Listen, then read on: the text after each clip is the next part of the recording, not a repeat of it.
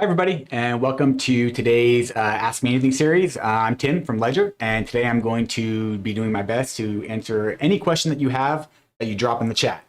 So without further ado, I'll go ahead and just come over and get started. I see there's already some questions, so let's go ahead and jump right into this. Linwood Jones, hello again. You come to a lot of our live streams. It's good to see you. If you ever have any questions, please feel free to drop them in there. Welcome. Jackie Moon, if we don't update our ledger, are our keys safe? Looks like you have another question, a follow-up. How can our keys be broken up? Okay, this is about Ledger Recover. Okay, into three pieces when I thought Ledger never kept our keys. Big question. That is a big question. It's a good question.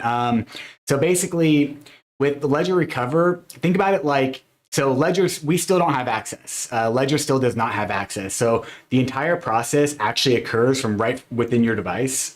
So when you sign up for Ledger Recover, you will have to open up an account and you'll have to do that. And then each part of the process, including the splitting of the recovery phrase, actually happens from within the device. And so your seed phrase in its form does not actually leave the device at any time. And furthermore, nothing will ever leave the device it's impossible without the permission from the user on the device. This will make more sense when the product is released and you're able to kind of go through the flow and see what it looks like if you choose to use it or if you choose to check it out. But just know that nothing can ever happen regardless without the user's permission. So it's a totally optional feature. Think about it like having an additional feature, like a software update to your phone for a new feature that you just don't want to use. So you just choose not to use it. And the security of the device is not compromised. It'll be the same regardless of whether you choose to use it, choose to update your firmware, choose not to use it. Either way, your security will always remain the same and you will still always be in control of your private keys. I will add, because you mentioned if we don't update our ledger. So that is an option if you don't want that firmware version. However, as with all electronic devices that receive regular updates, like your phone, your computer, like anything that has an operating system that has to be updated in order to continue to exist and connect to other apps and remain relevant in the electronics world, in the World Wide Web, regular updates are needed. And if you don't get those updates, eventually the performance of the device, whether it is your Nano, your phone, your computer, will start to degrade over time because it will not have the necessary upgrades it needs to communicate. So the same is true with your Nano. If you go too long without updating your firmware, it will eventually get to a point where you may have trouble signing transactions, you may have trouble connecting, at which point you would have to update your firmware in order. It does take quite a while to get to that point, but it does happen. Okay. Rhett Richardson is asking, is it a good idea to have a single ledger to connect to third-party wallets, Casper, VeChain, XDC, and whatever others that require that? Would that matter so not to expose Ledger Live assets? That's actually a really interesting question. Yeah, so basically, from a security standpoint, connecting to third-party wallets, it doesn't really come with the danger that you would have from operating a hot wallet, because when you do connect to the VeChain Sync wallet, the Casper wallet, if you connect to MyCrypto wallet or MyEther wallet or MetaMask to manage your XDC, any third-party wallet that's compatible with your ledger, you can go through and you can go, do the connection steps. And it's really the same process of adding an account to Ledger Live. Your private keys for your accounts never do leave your device. They never touch the internet. None of those third-party wallets are ever able to get their hands on it, get visibility on that information, which is why you're still required to sign all transactions using your Nano, because even if you connect your ledger to MetaMask and import your ETH account, the MetaMask still can't sign the transaction for you. It still has to be done with your Nano. So from a security standpoint, it's really the same. I would say it's probably unnecessary to have two Nanos. However, it's definitely personal preference. It's what you want. If you want to diversify your assets and have only accounts that are linked to one nano in Ledger Live, and then have another nano that will protect you, connecting to third-party wallets, but is tied to a different seed phrase, and maybe it doesn't have your whole bags, like all of your Ethereum or all of your XDC or Casper or VeChain. Maybe the majority of that is held on like a private nano. That's also a perfectly viable option. It's really whatever you want to do and how you want to manage your funds. It's not a bad idea to diversify as long as you're able to keep it straight and know which accounts are tied to which nano, and which accounts which nano can access based on which where it was derived. Then yeah, it's definitely not a bad idea to do that. I mean, personally, I have many nanos. I have work nanos. I have personal nanos. I have I like to do that too. I mean, mostly just because I like to test out all the different devices. Like you really technically only ever really need one hardware wallet, because you can also create an unlimited number of accounts from a single hardware wallet, from a single recovery phrase. Like you can make, I don't know if you notice, when you connect to like third-party wallets such as MetaMask and stuff, you probably notice that like it gives you like 5 options, and you can even like scroll to next and get more options. Those are all the accounts that can be derived from your recovery phrase, and you can keep going forever. It'll just keep deriving accounts. Ledger Live makes it easy and only lets you add one at a time. So technically, you can just like use the second, third, fourth ETH account or whatever if that's what you're managing. Well, in this case with VeChain and XDC, the wallet address would be the same as ETH. And Casper. So actually, I'm not 100% sure about Casper, to be honest. But so that was a good example. But yeah. So really, it's just kind of mostly user preference. Yeah. Mm-hmm. All right. Rock35 saying Ledger is the best in secure crypto. Thank you. We do our best. Yeah, I'm glad you enjoy the product. I definitely am, even not being a Ledger employee, I've used Ledger even before I was a Ledger employee, and I agree that this product is fantastic. The versatility, it's the versatility that really drove me to like focus mostly on Ledger. And I tried several other competitors back in the day, and it was like, well, I mean, I can connect my Ledger to pretty much anything. I can manage like all my assets, and it was just convenience. And then like, after working here and learn the security model, and it's really quite secure. Yeah. Let's see. Justin, you're most welcome. Alan Irisi, apologies on the pronunciation if I mess that up. How many passphrases are allowed? I'm tempted to create 2. Will there be any issues? No, there will not be any issues. So you can actually make as many passphrases as you want for your account. So just to be clear, we're talking, and throw it in the chat if I'm like talking about something that like maybe because you have your recovery phrase and you have your passphrase. Your recovery phrase is the set of 24 words that you're given when you first set up your nano. And that is your master private key right there.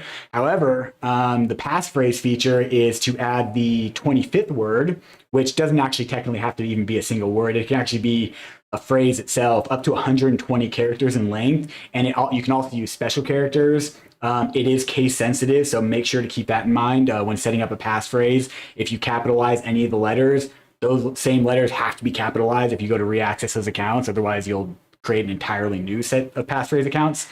But that actually leads me into that is that you can create as many different sets of passphrase accounts as you want. You can have 100 different passphrases that you can use to access different sets of accounts for your on your nano. The only caveat to that is that you can only ever have one passphrase stored in your device memory at a single time.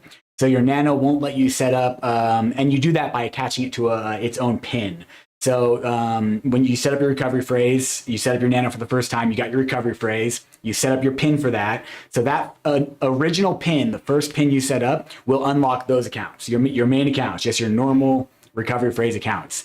Then when you set up a passphrase, you have an option. You have 2 options. You have the option to attach it to pin or set as temporary.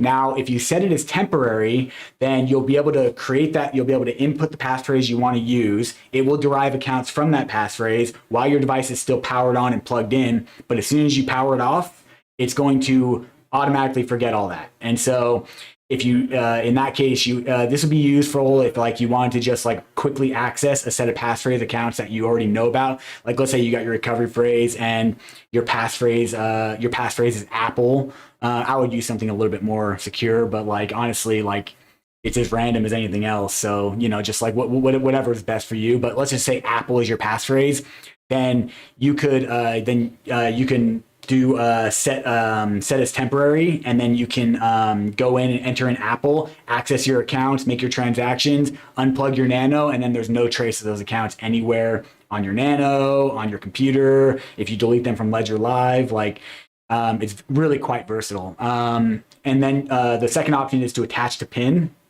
So if you choose the option to attach to PIN, you're going to set up a second PIN for your device. So now you'll have two PINs. So you have your initial PIN that opens up your recovery phrase accounts, and then your next PIN that you set up will only be able to access your passphrase accounts.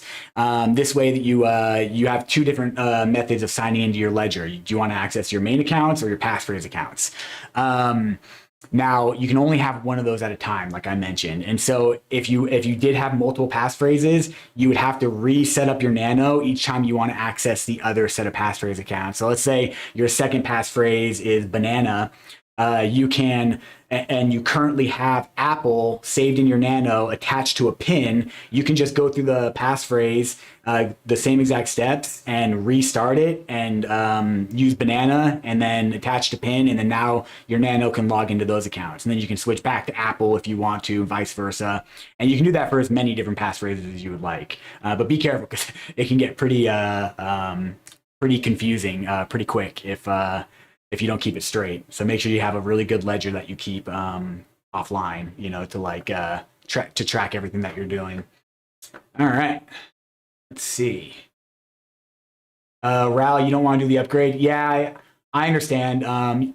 You don't have to do the upgrade, and your Nano will work for quite a while without it. But like I mentioned, eventually, you know, there will come a time where the firmware version that you're on will start having trouble connecting and stuff, and so like you will be.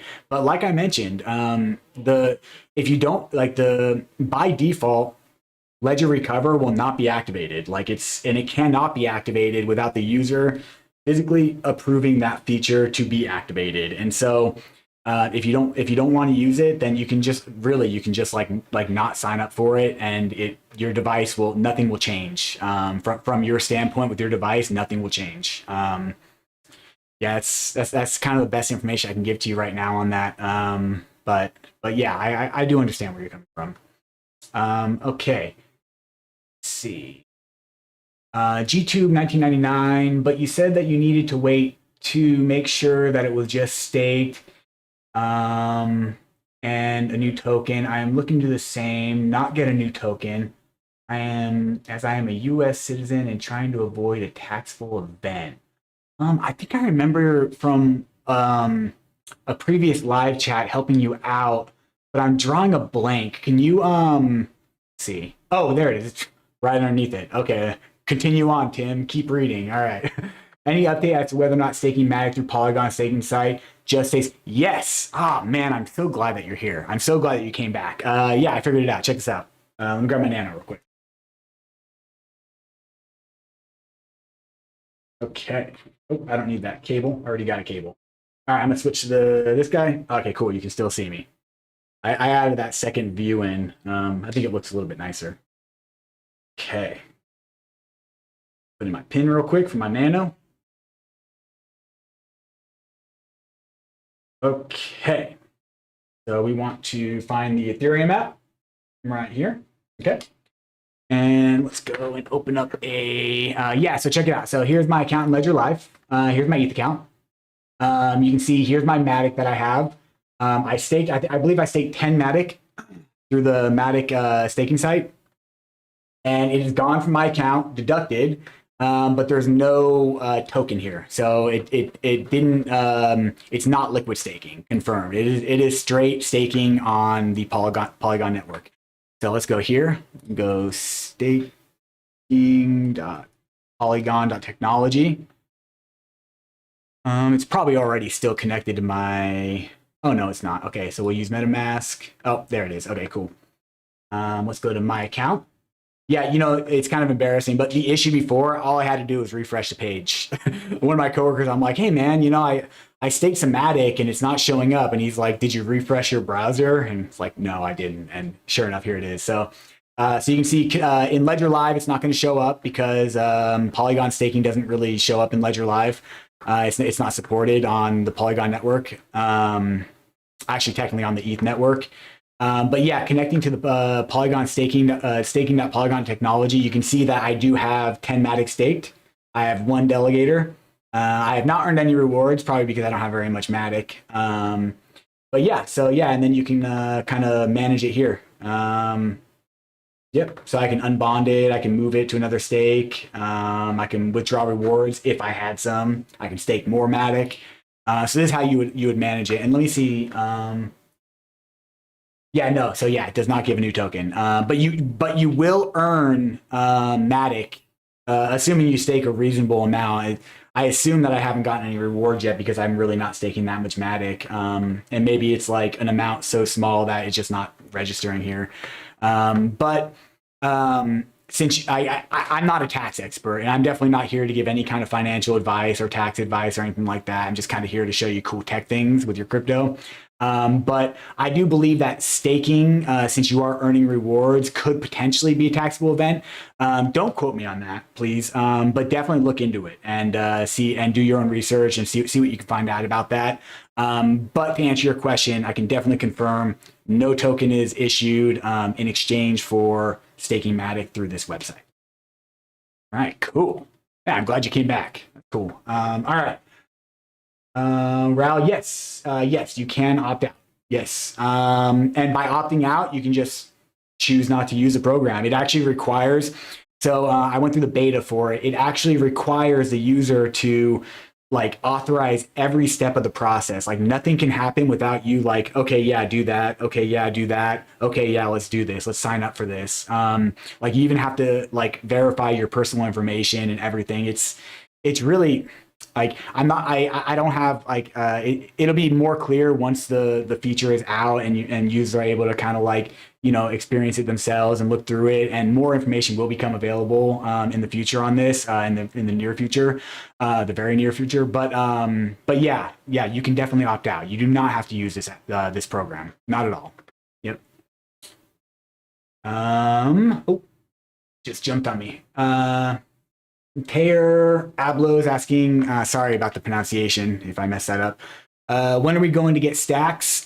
Good question. The latest that I have been told from our marketing team is that for sure the stacks is shipping out this summer. And unfortunately, that's all the information that the tech support team has been given.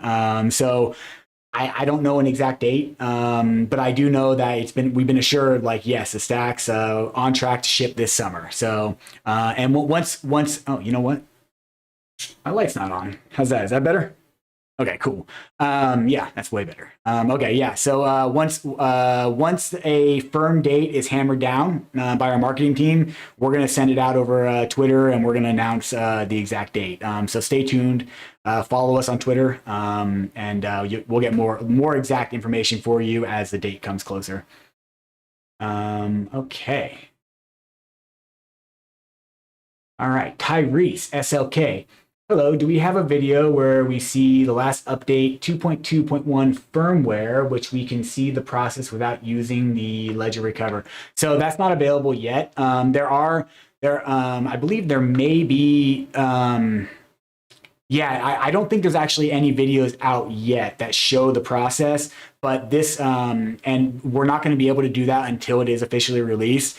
But yes, like our team specifically will be making videos showing you the process and kind of explaining things once it's released and once we've been greenlit to do so. So definitely stay tuned, and we will have more information for you on that.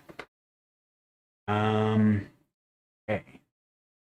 Yeah, Alan, no problem, man. You're very welcome.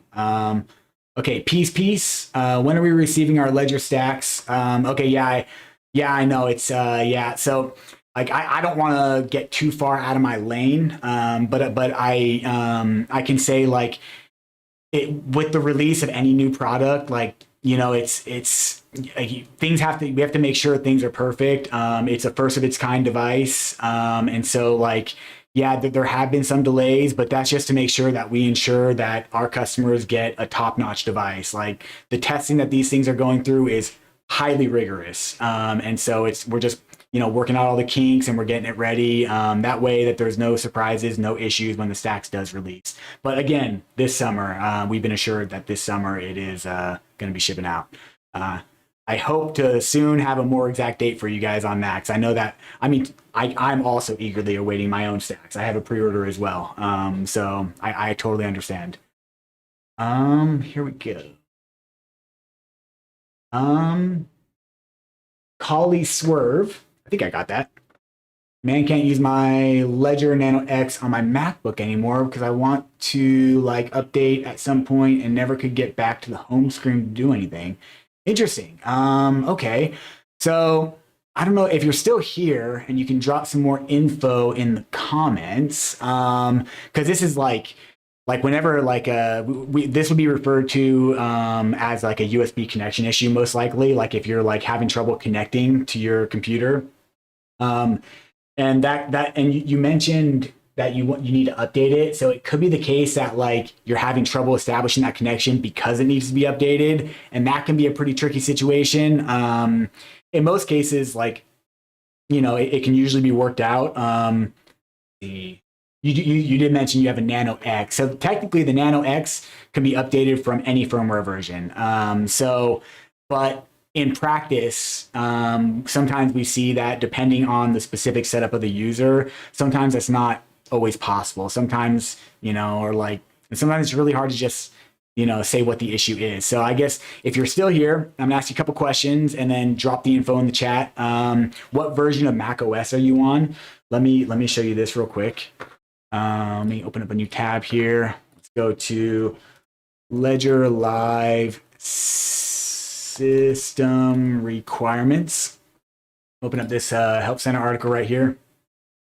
So Ledger Live Desktop. Yep. You did mention MacBook. Okay, cool. Yeah. So if you're on Mac OS version 10.14 or 10.13 or below, then that's definitely like you're not gonna be able to connect to that. So that would be like if I was troubleshooting this, that'd be the first thing I'd ask. Like, oh, okay, cool. You're on Mac OS. What version do you have installed? As long as it's 10.14 or later, then okay, we can move on to the next thing. And then I would ask you questions like, are you using the original cable to connect to your MacBook? What version of Ledger Live do you have installed on your MacBook? That's honestly probably the most common one. Like if your Ledger Live is out of date, then that could definitely be likely the cause. Let me go over here to Ledger Live and show you. So you go up here to settings and this little gear icon up here. Click on that, you go to About, and then right here you got the Ledger Live version. So 2.60.0 is the latest version of Ledger Live. So go where I just did and check that out and see what version you have installed. If you're on a version below that, then first things first, definitely upgrade that to version 2.6. There should be an orange banner at the top, but if there's not an orange banner, you can go straight to ledger.com/download and download our app from there. And then that re-download it, it'll replace the one you have, and you won't have to redo your accounts or anything. It'll just replace it and update it for you. Let's see what else. Your firmware version on your Nano X, I'd probably ask you to check that. So to do that, you would, let me find a Nano X here that I can turn on. Yeah, that's a good one. Okay, cool. So for your Nano X, you'd want to turn it on, hold the left button, and let me enter my PIN real quick on this thing. Actually, you know what? The other view is probably better for this. Let me go back to this shot. I'm going to hold it right here. All right, so you got your Nano X. So first thing, enter your PIN to unlock it. Hold the buttons down, both of them, until you get to the control center. Go to settings, quickly tap both buttons. Go to general, go down to firmware version. And so as you can see, this one does have 2.2.1 installed on it, but yours probably will have 2.1.0 installed on it. As long as it has 2.1.0 installed on it, then you'll know it's the most up-to-date version that's available. Yeah, so those are like the main things that I would actually like check right off the bat. And then from there, since you're on Mac OS, if you are on a newer Mac, are you using an adapter, a dongle, something like this? Are you sure that this thing isn't faulty? Also, let's see. Make sure that you see I have a cable right here.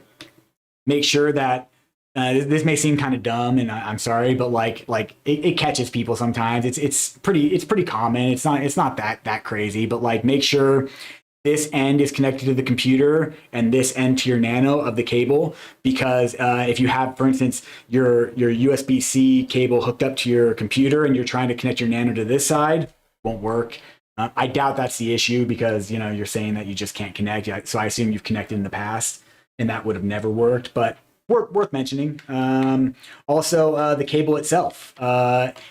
Cables go faulty sometimes. They get a weird bend in them, or you sit on them, and like one of the tiny little micro wires in the inside, gets broken, and then the cable can no longer transmit data, and like all sorts of things can happen. So I would say probably try another cable. See if that helps. Man, there's so many things with USB connection errors. Honestly, it seems like the most basic thing, but it's actually one of the more difficult things for us to help people troubleshoot, because we just have to keep asking questions until like we nail down like, aha, that's it. Okay, cool.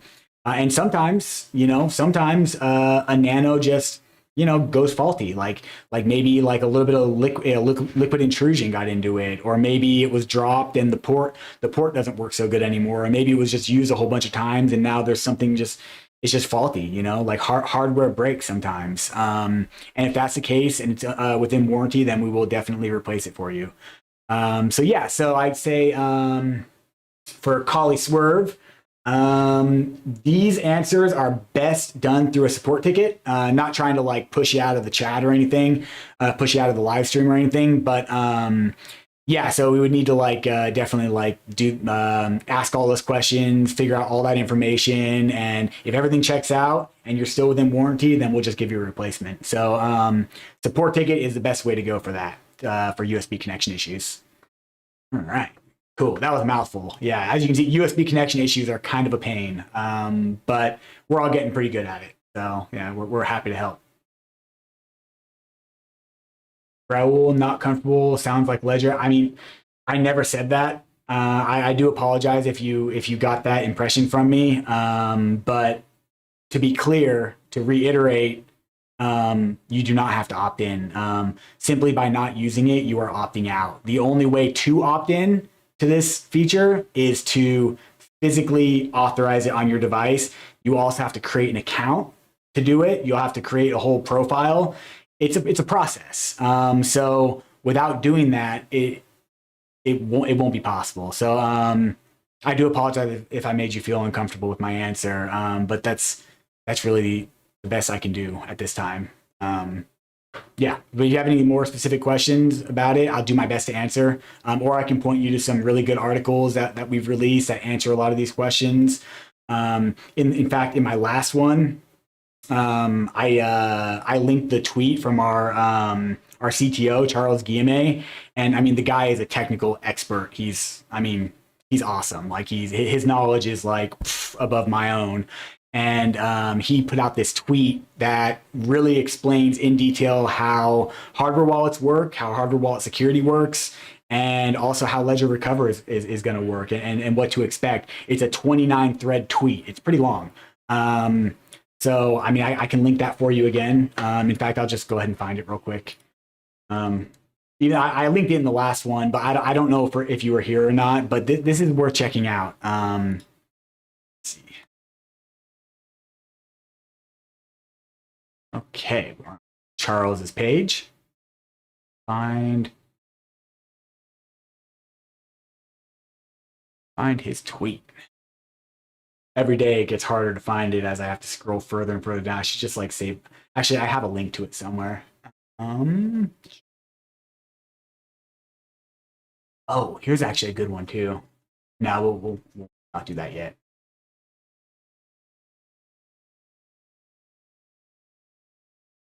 Got it. Okay, cool. All right, let me copy that link. I'll send it right here.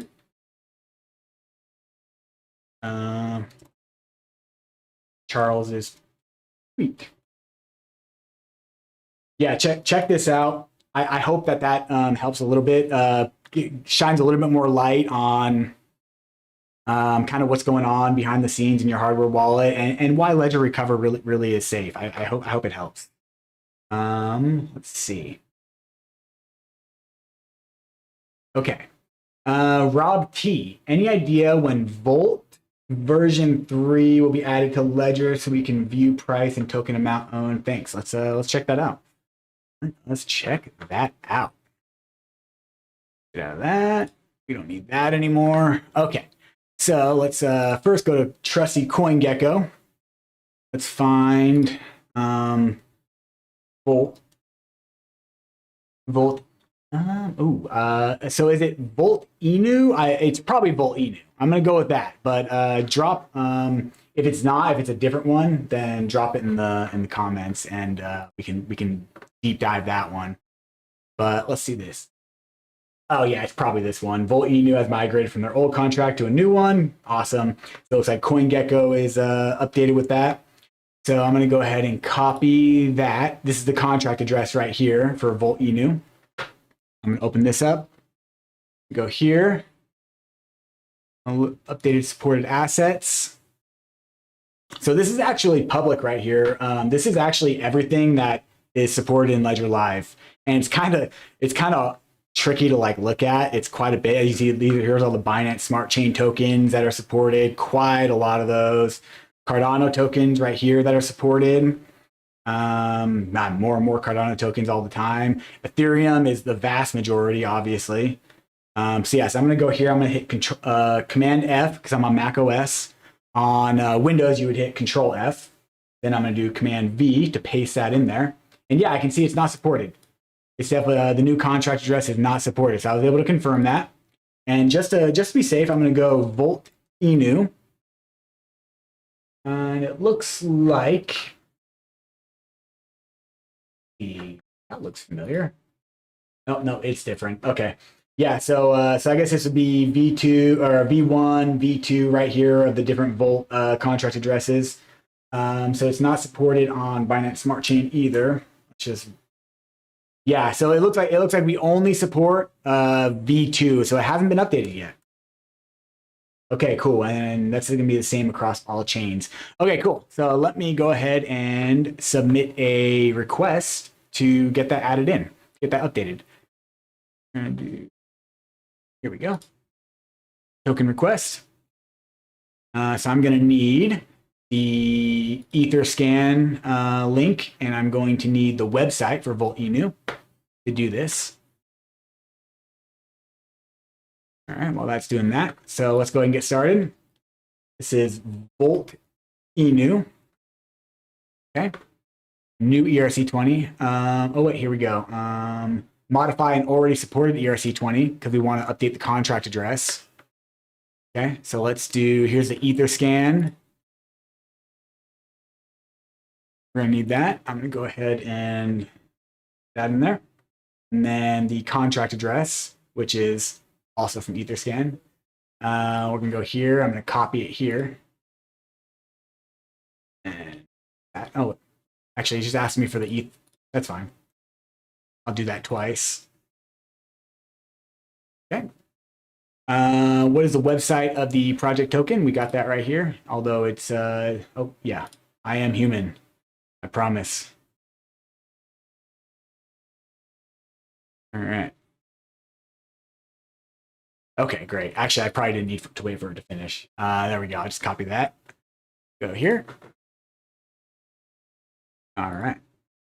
Any comments? We'll just put in a quick comment. New B3 contract address not yet supported. Please update. All right, get that. Cool. All right. We are submitted. So it kind of takes like it can take a little bit. We put in a lot of token requests. You saw the GitHub with all the tokens that are that are currently supported or whatever. So it's a job for our developers to go in and do each one, and there's always a long list. So it can take a few updates of Ledger Live before it takes effect. But let me show you one more cool thing while you're waiting for that to take effect. It's pretty reliable. Submitting it through here, it will get updated eventually. However, before that happens, in the meantime, you can come here to Ledger Live, go to the Discover tab right here, and then find the Zerion app, which is kind of down here, I believe. Yep, right here. And then this will let you view and manage any token in your ETH account, even if it's not supported in Ledger Live. And it will actually even detect tokens across other EVM chains. We've got some ETH on Arbitrum right here that it's detecting. We've got my Polygon account. I got some DAI and some Matic. We got Chainlink. It's got everything here.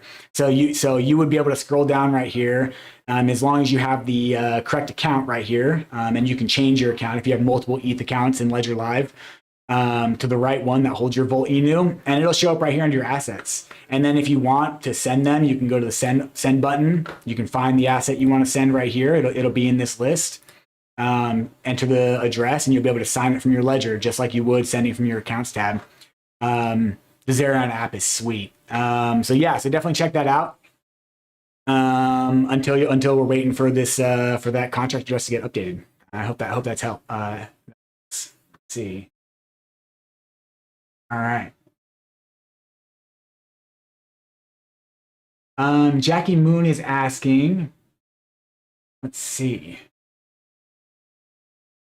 Will there be any partnerships in the future with Judy Stroyer? I honestly, I don't know. That's a good question. I don't think I'm familiar. I don't think I'm familiar with who that is. So I can't say.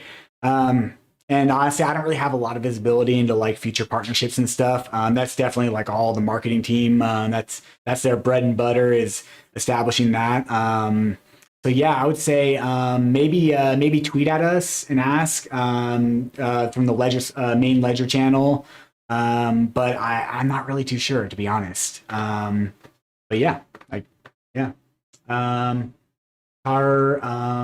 Please update us by email. There will likely be an email. Oh, hang on, let me make sure I'm. Oh yeah. There will be an email notification when the stacks begins to ship. Yes. Okay, game to earn 01. All right, I have seed words questions. Can I ask here? So you can definitely ask, but please don't share your seed phrase because if you do, it'll make them vulnerable. So, but if you have questions about like how it works or what to do, what not to do, please put them here. I love talking about seed phrases.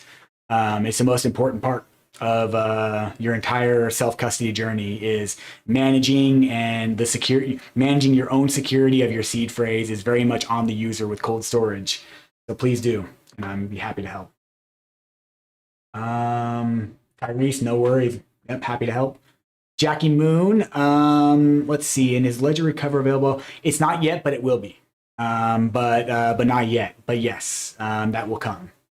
Let's see. Game to earn. Oh, well, okay, there you are. I worry someday get my 24-word seeds will get stolen. Yep.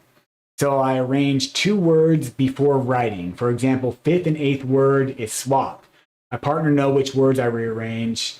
Does add to security. So, yes, it will definitely add to your security if in the event that your recovery phrase is leaked or stolen from your home, or someone gets their hands on it in some way, because obviously they would have no idea that the 5th and 8th word are switched.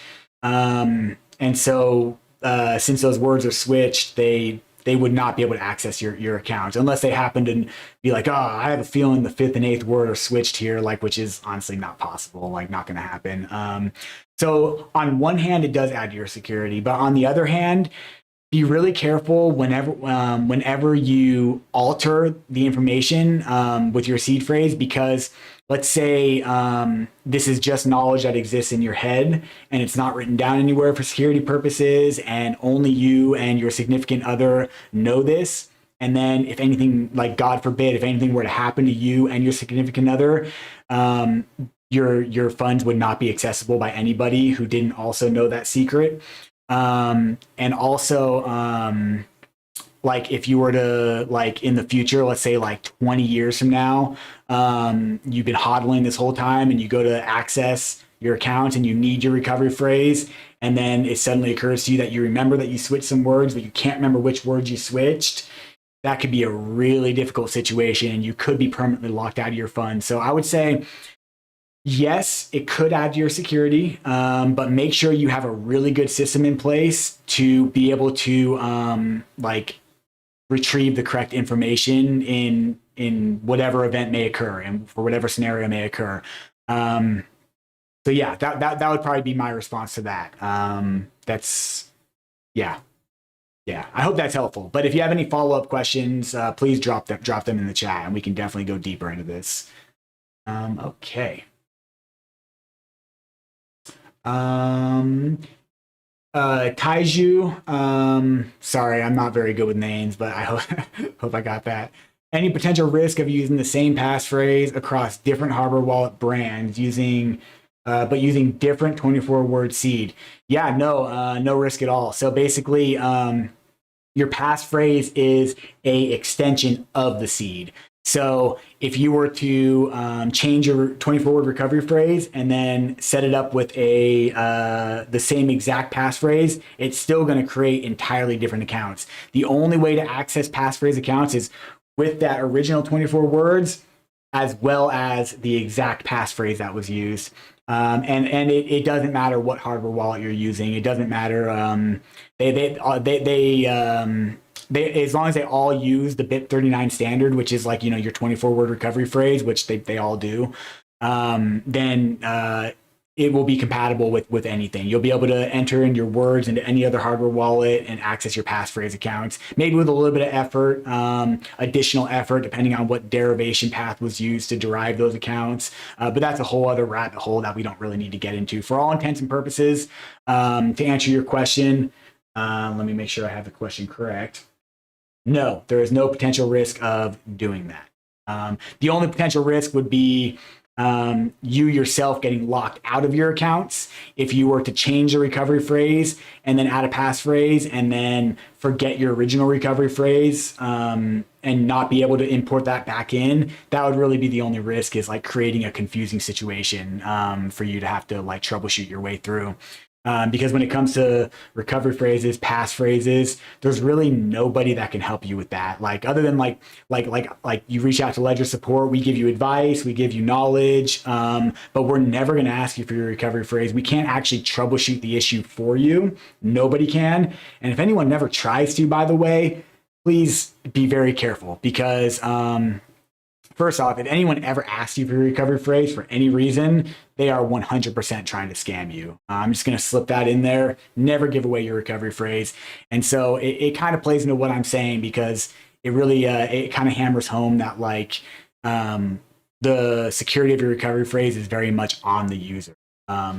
Which honestly is why Ledger Recover is a thing. It provides a way for users who are not comfortable with that weight of responsibility. It gives a secure way to back up that information in case it's lost or destroyed or like misplaced or whatever. If it's stolen, then it won't help you with that, because yeah, so we don't need to get into that either. I'm kind of like really straying off topic here. I get pretty passionate about recovery phrases. Okay, cool. Like I finally caught up to my comment for Charles's tweet.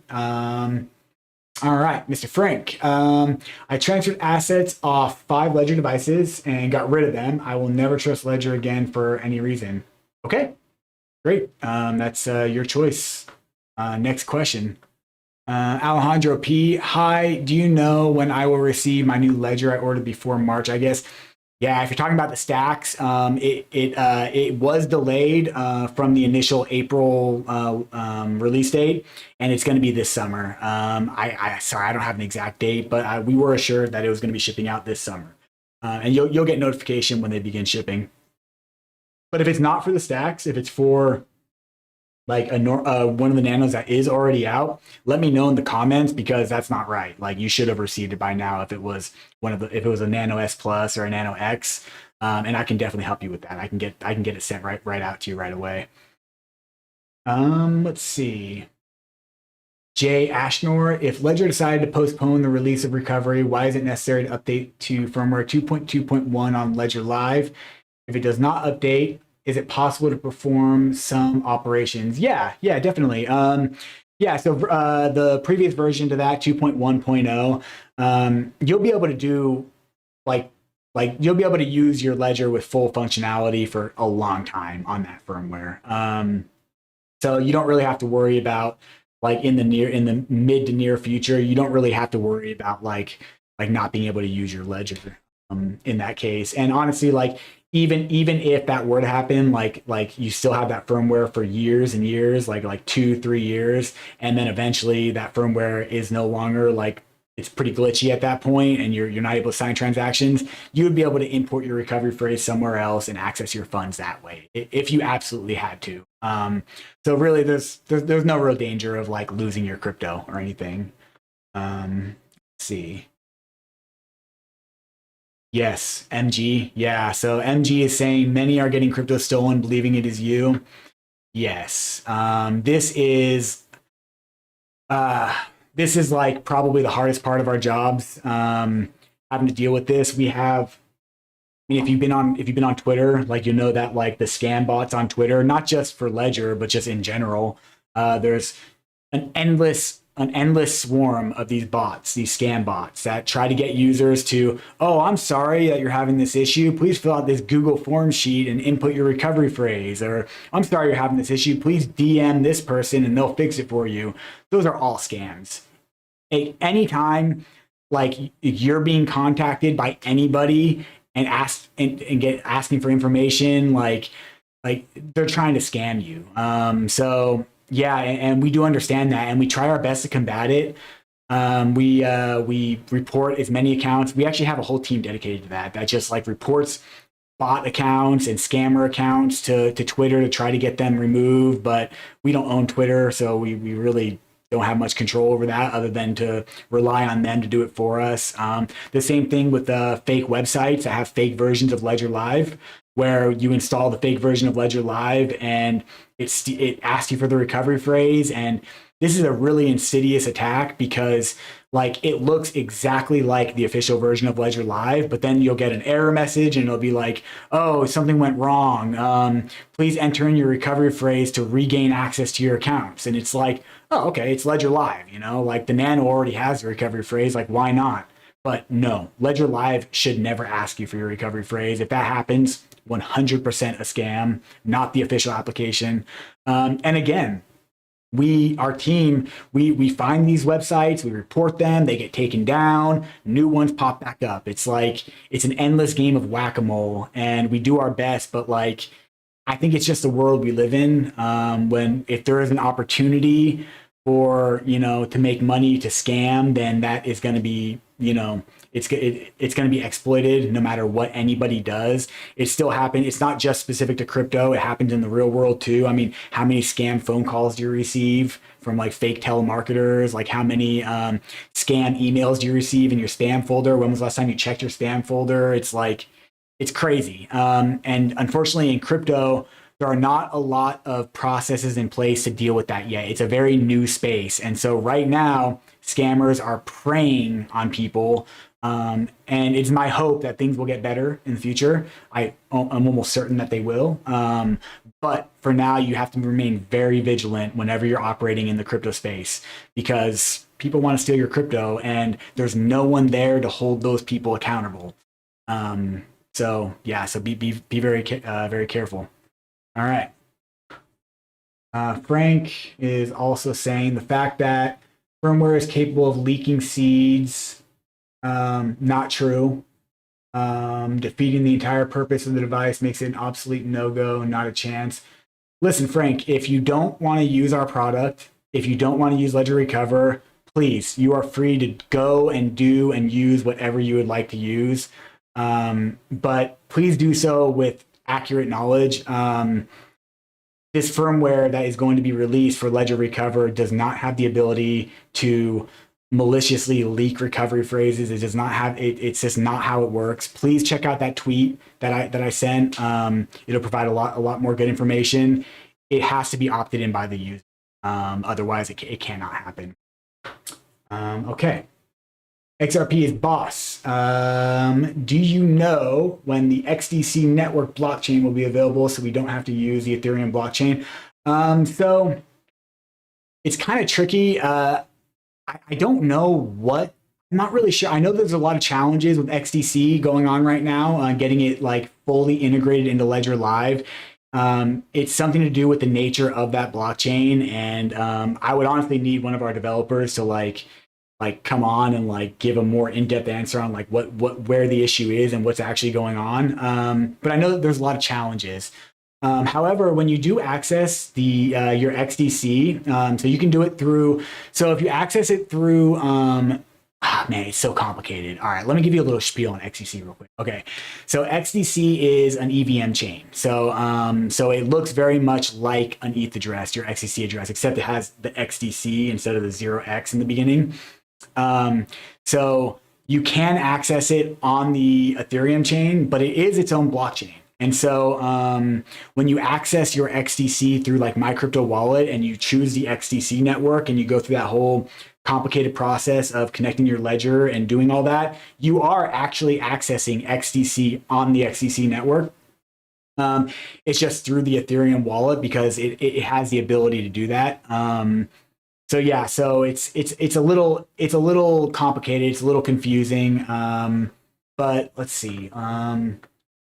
It seems like based on your question, it seems like you have already like successfully like you already know how to access your XDC through your ledger with a third party wallet. So it sounds like you already know.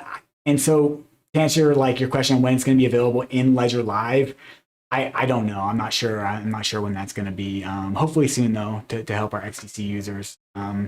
But yeah, unknown at this point. But I will say that accessing it through either MetaMask, My Crypto Wallet, or My Ether Wallet is still very, very safe to do. It's still accessing on the XDC mainnet through your ledger. It just requires a few additional steps to do so. Let's see. Ooh, we got a lot of questions coming. Okay, it looks like GMOG has a bunch down here. I'm gonna get back to you, GMOG. Let me okay, yeah. Oh wow. Gosh, time really flies in these things. Okay. So I answered the stacks question. Frank, looking back on this in a few years, I think we'll see Ledger as the Bud Light. Listen, Frank, like I don't like if you don't have anything positive to say, if you're just here to grift us, then I kindly ask you to leave. Yeah, sorry. Let's see. Web dev. Hey, can you explain what blind signing is? Yeah, for sure. Yeah. So basically, blind signing is where it's a feature that exists because your hardware wallet is not able to display all of the transaction data for those specific types of contract transactions, or because there's too much. In some cases, like for instance, with the Nano S, sending an NFT is not possible without blind signing because the Nano S doesn't have enough built-in RAM to handle that amount of data, and so you would need to blind sign in order to do that. However, there's some cool first off Ledger extension. If you're on Mac OS and if you're using Mac OS and you have Safari, check out the Ledger extension. It's really cool. It gives you much more information into the transactions. Like even ones where you have to blind sign, it will tell you the transaction data. Personally, I use the Fire Web3. Let's see if I can find that.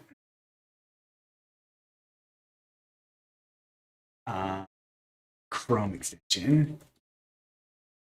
I can find. There. Let's see. There it is. All right, cool. Yeah, so I'm gonna go ahead and link this.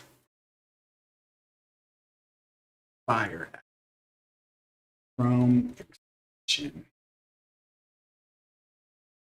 Okay, so basically what this one does, let me switch to this. Let me make sure I have it enabled. I have all these Chrome extensions. We go to Fire. It is enabled. All right, cool. So let's just do a test transaction. I've already got my Nano plugged in with the ETH app open. So let's go to Uniswap. Let's launch the app. So now with Uniswap, if you've ever used it, you'll know that it actually requires blind signing. So it'll tell you enable blind signing to make this transaction. So I'm connected. I'm going to switch back to the Ethereum network. I will switch and allow that. Okay, cool. So let's say I wanted to swap some ETH. We'll go 0.02 ETH, and I want to swap that for some random USDT. Great. Okay.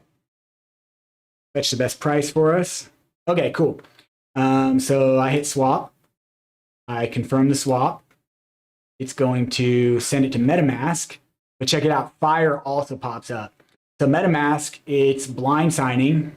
There's not a whole lot of details because blind signing is enabled. All I see is the details that I'm paying this much in gas and I'm doing this much. However, the Fire Web3 app pops up alongside MetaMask and it tells you exactly what you're doing in spite of blind signing. It's saying, okay, these assets are leaving your wallet right here, this much ETH, but you're going to get these assets in USDT. And this is how much estimate you're going to pay for fees for this. So this app is really, really cool. And it's saved me before. I mean, it hasn't saved me from getting scammed, but it's alerted me of I've tested it on like known scam websites where it like tries to get you to like sign a contract and tells you it's something else, like mint this NFT, click this button. And I go to do that. And then it's like Fire's like, you're about to send all your ETH out of your account. Like it's really, really cool. I definitely recommend checking that out. But that's basically what blind signing is. And I think probably in the future, the industry will eventually move past that, I hope. But for now, it's still a thing and something to look out for. All right.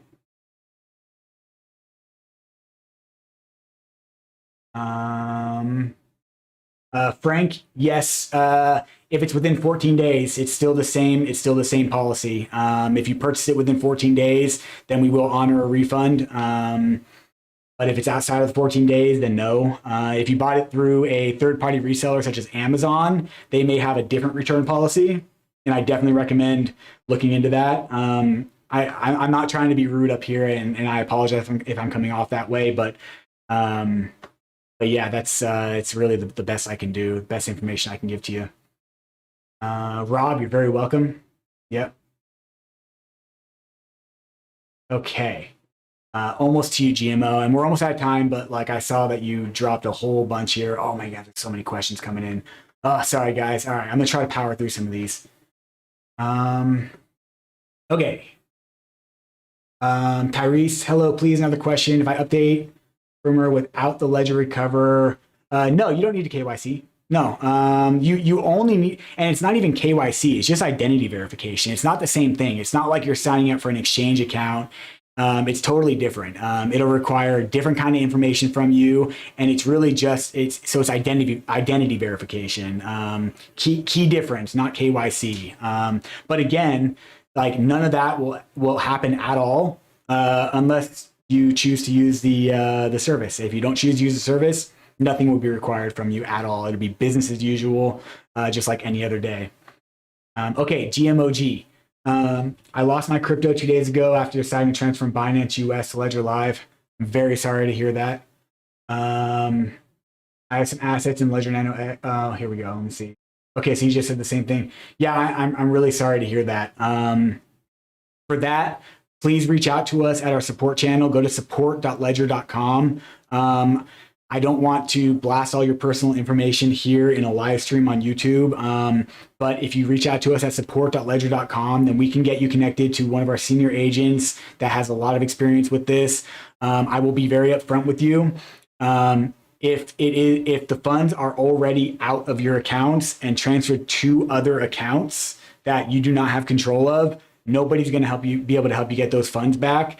besides like the police, the authorities, someone who has legal authority. And in that case, only if the funds are moved somewhere that does require KYC, like for instance, an exchange. Like, so like if your funds were stolen and the thief then moves those funds to Binance to sell them for money, and Binance requires KYC to do that. And so in some cases, the authorities can, work with Binance and, halt that account and, recover funds. We've seen it happen before. It's not, it's not foolproof. It doesn't always work. It depends on so many variables, like for instance, where you live, how responsive and proactive your police force is, and what authority that they can muster. And honestly, it's just very hit or miss. But that's the best advice we can give. However, if you reach out to us, we can help you probably determine how it happened in order to prevent the possibility of it ever happening again in the future. I know that's a terrible answer for someone who just lost money, but please think about it and reach out to us, and we'll do our best to assist in any way we can. Let's see. Okay, Rana Zaibi. I have some assets in Ledger Nano X. Can I move one country to another country with Ledger? Can I withdraw my assets any other country? Yeah, it doesn't matter where you're at. Ledger doesn't care. Your device doesn't care. Ledger Live. You may have issues depending on where you're at. If you have like for instance, I think Iran has some pretty strict ISP issues that where they can't really. Their internet is controlled. I don't know that for sure. Like, I'm not like an expert in that. It's just what I hear. So if you are in a place that has restrictive, tight controls over the internet usage by the citizens, you may have trouble doing that, but that's beyond anybody's control. However, you can get a ledger. You can set it up with a recovery phrase. And if you can find a way to connect to Ledger Live, outside from like a different network, for instance, then Ledger Live, I guess long story short, is Ledger Live doesn't care who you are, where you are. It will work if the internet in that place allows it to work. So yeah, most likely you'll be able to access your crypto. All right. Why can't I see XDC dollar amount total on my crypto wallet using Ledger? I don't know. Like it could be that the wrong account was imported. It could be that there's a synchronization issue. It could be due to a lot of things. For that, definitely support.ledger.com. Click the contact us button, and we'll be able to really dig into that with you. But we would need to request your wallet address and do verification and do certain stuff to be able to do that. JS, are temporary passphrases stored temporarily or permanently on the Harbor wallet, secure element, and can this passphrase potentially be accessible by the operating system? So yeah, the passphrase can be accessed by the operating system. It's the only way that a transaction would be able to be signed. But from outside the device, no, it cannot be accessed. And specifically, your question was, are temporary passphrases stored? They're stored temporarily. So if you set it up, if you don't attach the pin and you set up as temporary, then it will not be stored in your device. It will be temporarily, but as soon as you break the connection and power it off, it's going to wipe that from your device memory. And you would have to go in and reset up that exact same passphrase to access those accounts again.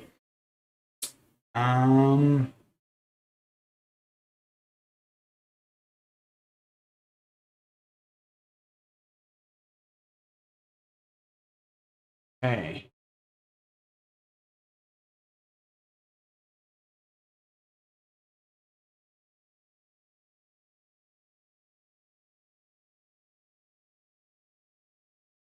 Okay, there we go.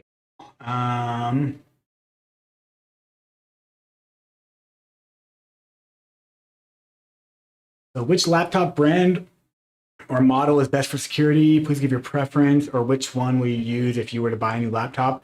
I think that honestly, the security of this is kind of like outside my purview, but I think that the security of your laptop is very much dependent on what you do with it, and how well you monitor your own security. Like I really do enjoy Mac OS. I got my first Mac OS computer through Ledger when I got here, and it's a great tool. But I don't think it's any more secure than, for instance, my Linux laptop that I use at home. In either case, I'll use tools to help me with my security. Setting up a firewall, doing regular virus scans, using a VPN, doing certain things to kind of protect myself with the computer. So I would say probably do some research on like the best practices on keeping yourself safe. And at that point, I mean, this is just my opinion. I could be dead wrong. There could be some like electrical engineer out there that's like, this guy doesn't know what he's talking about. But from my perspective and from what I've seen, it seems like the security is pretty equal across devices, as long as proper safety precautions are observed in advance. Yeah, no problem, Alejandro. Happy to help. Let's see. Okay, I only have time for. Oh, I'm actually over time, but let me scan through. Hmm.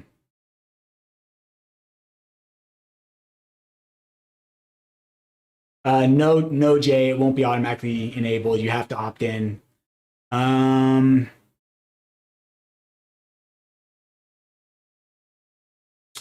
When using Zerion to send an ERC20 token, it shows the contract address, not the recipient address when trying to send. Are you talking about on the actual device? Like you have to verify the contract address? If so, that's probably pretty normal. If you skip to the next field, then it should have the recipient address.